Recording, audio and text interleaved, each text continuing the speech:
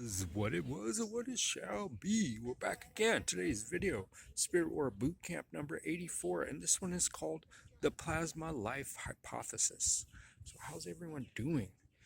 So, we're talking about plasma life, and this is a continuation of our previous video, our previous few videos dealing with the reality of so called spirit possession and spirit entities. And although many are constantly on the attempt to mystify this, it is a science, and I'm going to explain the science of spirit possession.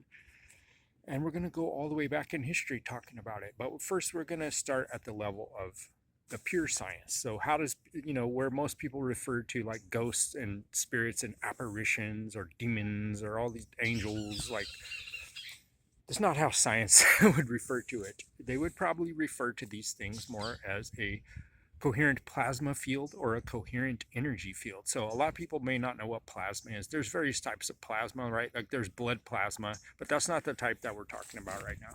We're talking about plasma in the sense of a ionized cloud of generally gas, right? So you could have gaseous plasma. You could also have liquid plasma or liquid crystals, right?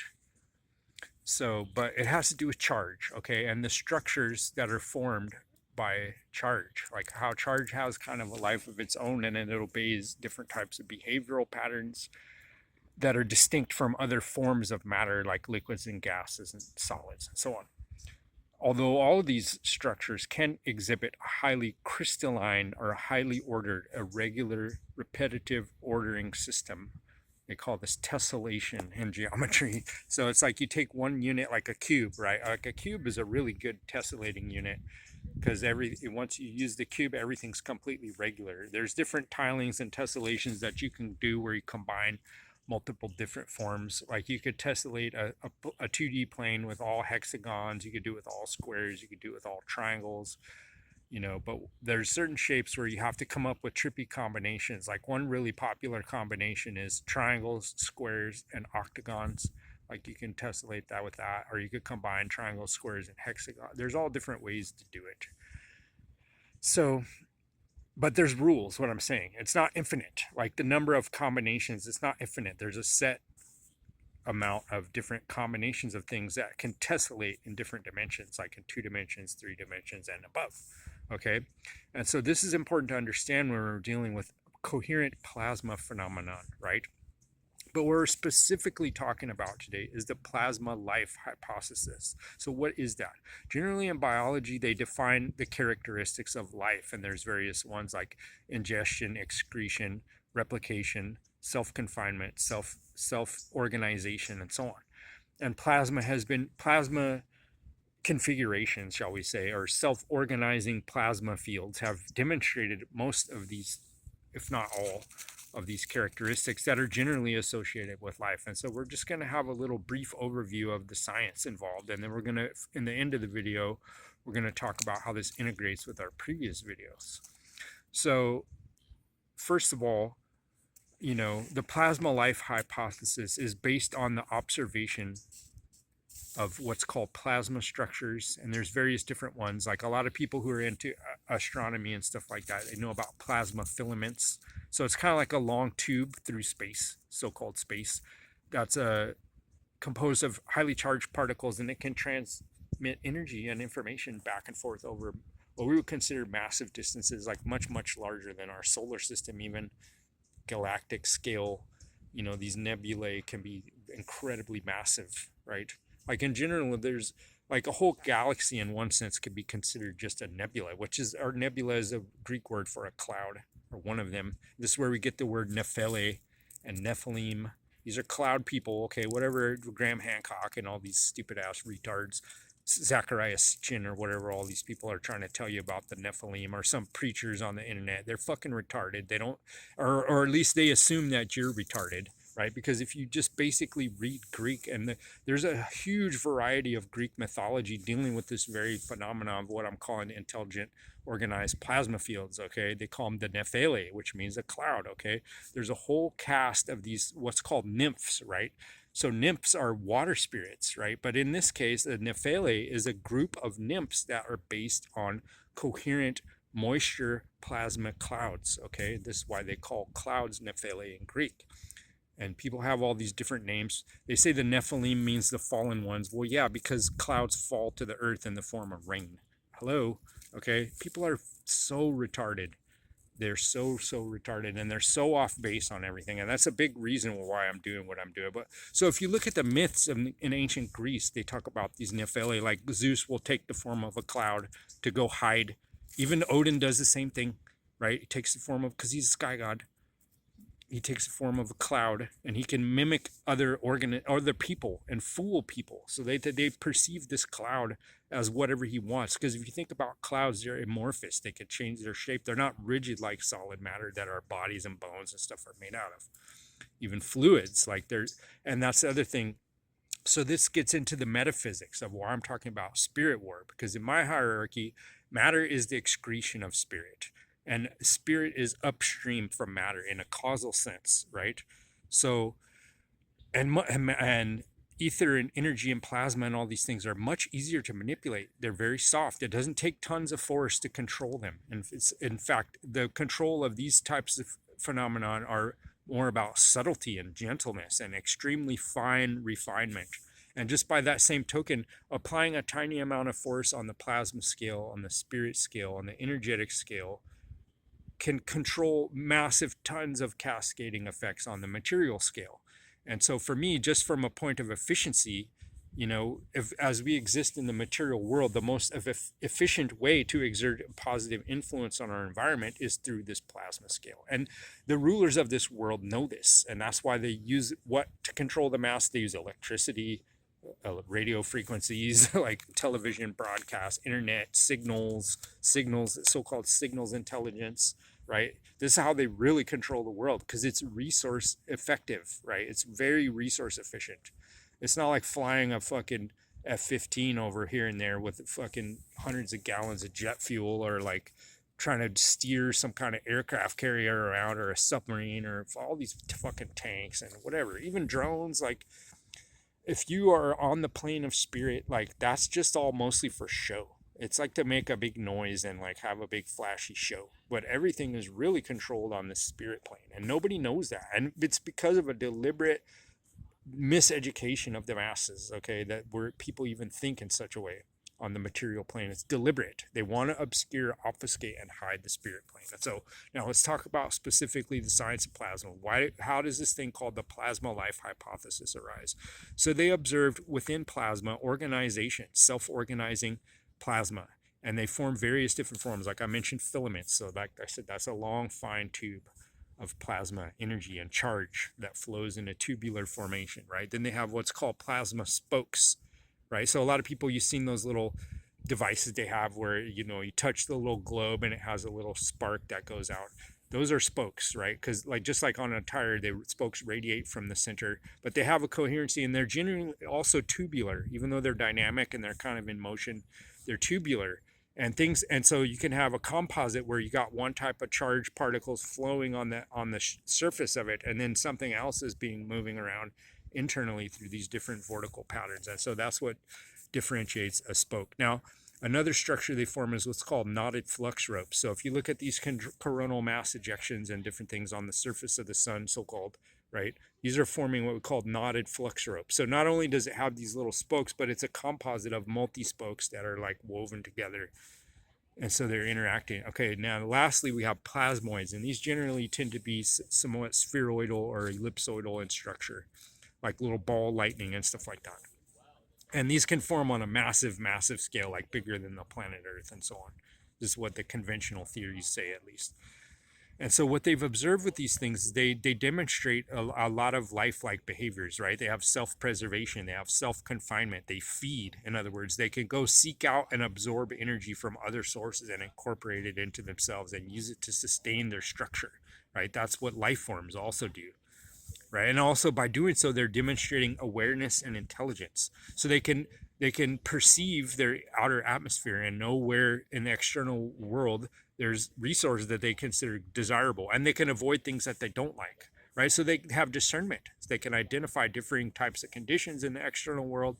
They can actively innovate and move in that direction, right? They can improvise in order to adapt, and they adapt instantaneously. That's another thing that implies a living type organism or an intelligence, is the ability of instantaneous adaptation.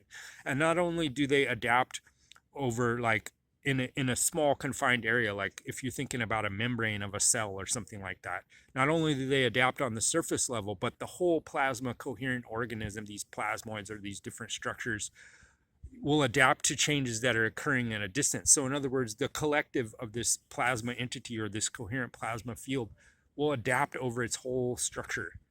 And so just the way that our body, like if we perceive heat or if we perceive danger on some level, like it can cause a twitch or a reaction reflex in some other part of the body, right? That's how these plasma fields also behave. So they have the stimulus response behavior. They also have collective behavior, which means there's a group of these plasmoids that are all almost like a flock of birds or something, if you think about it in such a way. Like they aggregate, right? They congregate in certain areas under certain conditions, right? Although demonstrating independence on another level. Okay, so many scientists have got, and very reputable, very famous, highly, decorated scientists, if you will, like Bohm's implicate order is one example. He had this idea that, plasma reacts to change, and it can, like I said, it's global reactivity, all like an organism, right? So he absorbed that, and he kind of thought of this concept of the implicate order, which this is where how everything in our body, since it's based on electrostatics, there's certain properties of electromagnetism, and that defines these mathematical relationships that structures in the body all obey, and they all use these forms and these non-physical abstractions like equations and proportions and so on, governs their whole structure throughout, right? And so that's related to what Bohm here is calling the implicate order, David Bohm. So there's another scientist called Gunter Nimtz, who had the concept. He identified all these lifelike factors amongst plasma, coherent plasmas. He had self-confinement. They ingest energy, as I mentioned. They reproduce and divide. That's one thing that I haven't gotten to yet. So let's say you have a big plasma bubble under certain conditions. It can divide itself in two and replicate. So like, what's the structure of the overall aggregate big size bubble will also replicate on the smaller bubble. So it's almost like a cell dividing. So, and like I said, stimulus response, that's something I went over already. And Gunter Nimtz also mentions that same thing. So now something that anyone can go look at is these, so they call them the tether experiment. So this was NASA footage that you can see in the so-called thermosphere, where they have this detached piece of a tether for one of their space junk toys they have, and so, because it's in the thermosphere, it's building up all this static charges. So what you see is you see a video footage of all these plasma balls like aggregating and gathering all around this filament. They're like, what the fuck is going on? And so in this footage from so-called STS-75 and the STS-80 space tether or something like that, you see these thermospheric plasmoids, and like I said, they move, and they don't just move in a uniform way like something flowing down a stream. They move in an active way, so they can accelerate and decelerate. They can congregate, like I said, and they can absorb energy from their environment. And these are all demonstrated in this footage that you can see. That's public. It's all over the internet. I've been seeing it for decades. Everybody wants to show that because it shows basically what's a hypersphere of plasma. Okay, so it shows this roughly oblate spheroidal shape, right? And it has this weird little notch in the exterior. It's almost like a little mouth, right? But and then at the very center, it's like this void, right? So that's what to me makes me think it's a hypersphere. So in other words, it's a toroid that's folding in on itself, and this is clearly observed in that video. And it has these weird like strobing behaviors too that makes it really seem, and of course, after viewing that footage, scientists were inspired, and they went and replicated similar conditions and created these coherent plasma fields under laboratory conditions in 2003 based on what they witnessed at that instance. So now the last thing we're going to talk about is microtubules and macrotubules. So a lot of people have picked up on the fact that these massive structures that we see in the thermosphere and in so-called space, right? These structures are mimicked internally inside the body with something that we're calling microtubules. And I wanted to cover that in today's video, but I don't think I'm going to be able to get to that. But there's this thing called OR theory that's put out by Stuart Hameroff and Roger Penrose.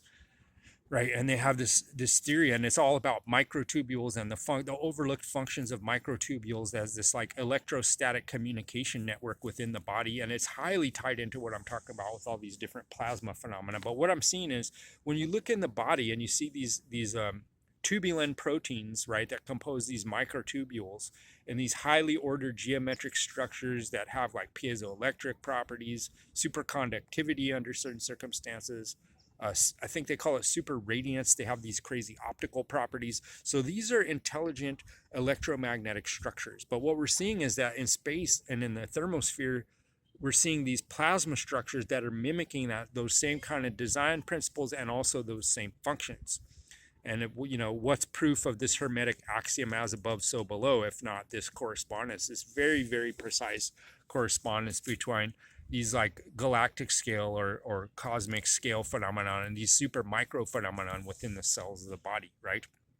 Okay, so now finally, we're going to start connecting this. And how does this tie into what I was saying in the previous videos? We're dealing with plasma intelligences, are so-called angels and demons, these non-corporeal spirit intelligences, right? And just as we know, like a static electricity can flow through solid, pass through solid objects uninterrupted, and same is true with these type of entities, right? And they could take over different things. And in the modern world, we had a very famous author by the name of Philip K. Dick who talked about this quite extensively. And I was watching Museum of Tarot's recent video where he describes these type of artificially, technologically induced plasma fields that could seem like ghosts or spirits, right? And how they use those to run psyops and mind control experiments on people and try to freak them out and make them go crazy. And there's a lot of case to be made that Philip K. Dick was one such person who was under this type of experimentation and describing his observations of these plasma entities and so on like that. And he had this phrase that he called the homo plasmate, which is homo being like homo sapiens, right? The human being type. And the plasmate is energy form that overlays the physical body. And he particularly references Jesus Christ in this instance, how the so-called Holy Spirit comes over Christ at his baptism. I'm not going to go into all that. It's a very big topic about Ishtar, right? The dove, so-called Columba, the Roman goddess Columba, and Ishtar and the dove, and how this is a direct indication that's even in the modern Bibles to this day. If you trace it back and you see what is all the symbolism about, where does this come from, what are they really saying here? They're talking about plasma entities, and of course Ishtar being the supreme goddess of the plasma interface at the top of the ziggurat or the pyramid, right? She's the, and so what happens? She gets possessed, just like Zeus impregnates Danae, the mother of Perseus, through this plasma cloud, right? That's why Ishtar and all her priestesses live on top of the ziggurat or the pyramid, because that's where all the static electricity comes down from heaven. They can accumulate it, they can congregate it, and they can more or less become impregnated, if you will, or inhabited or possessed by these plasma intelligences, because they built an accumulator, right? Because normally a human wouldn't be able to attract these type of massive entities like that, and when there's no incentive for them to interface with the humans. But if you build, say, a ziggurat or a pyramid, which is a massive static accumulator, right? Or if you build a Masonic lodge double cube rectangle, for instance, with all these, brass and gold and silver and copper and all these magnetically active type metals, right? Now, the tendency to be able to attract these plasma entities is going to go dramatically up thousands of percent, right? And so everything I'm saying in these videos about these different secret societies and groups, it's things that I got from them, from their own mouth, right? And you see some of these more controversial associated people with these secret societies, like Aleister Crowley. He spills the beans more than anybody because he's so brash and he's so arrogant. Like he has no reserve about telling the real secrets of what they're really doing. And that's why he's been cartoonized and demonized. I'm not saying he was a good person. I don't think so at all. I think he was a spirit possessed individual. But because of that, he got access to a lot of super, super high level scientific and mathematical information, in particular, that he was talking about that has barely come to light now, decades later, after he's long been dead since 1947, right? So he talked about various things dealing with this, and these brotherhoods and what kind of stuff they were all into, basically injecting each other with you know foreign DNA and energy and entities through sex cult. If that's why the Knights Templar and the OTO is called Ordo Templi Orientis, the Order of the Eastern Templars. What did the Templars do? They were really into sodomy and with kids in particular, just like the Eagle Scouts, and just like the Demolay, and just like the Masons. That's their main thing. And what's their symbol? They have to have two knights on one horse, right? So the concept of, first of all, this sodomy type thing, but also the idea of riding, right? Like you have a horse and a rider, just the same way that a human rides a horse, right? These entities can ride a human being, and just the way that a human steers the horse around and tells them which way to go, speed up, slow down, you know. And let's say you're in battle and the horse gets stabbed and dies and bleeds out. The rider is fine. He can just get up and walk away, no problem. And same thing with these entities. And so that's why they like to have a sort of disposable human cohort to do their bidding under certain circumstances. And so when you're looking at these secret societies, what you're really looking at is a graduated system of acclimation to these entities, right? And not everybody makes it. Like a lot of them die at the low level because either A, they don't want to do, they're not into it. And it's very wearing on the human being, just like being in the presence of a highly charged static field is can be very harsh on the physical body, right? And you see this in various groups, not just these Masonic secret societies, but even in tantric Buddhism, they have these things they call the oracles, right? And so these oracles are people that train their whole life and adopt extremely strict dietary and cleanliness and hygiene practices. Their whole life basically becomes to revolve around becoming a receptacle or a vehicle for these entities, right? These ether beings or plasma beings, right? And even with all that discipline and dedicating your whole life to nothing except that, it wears on them highly, and a lot of them get burnt out, and they bad stuff happens, right?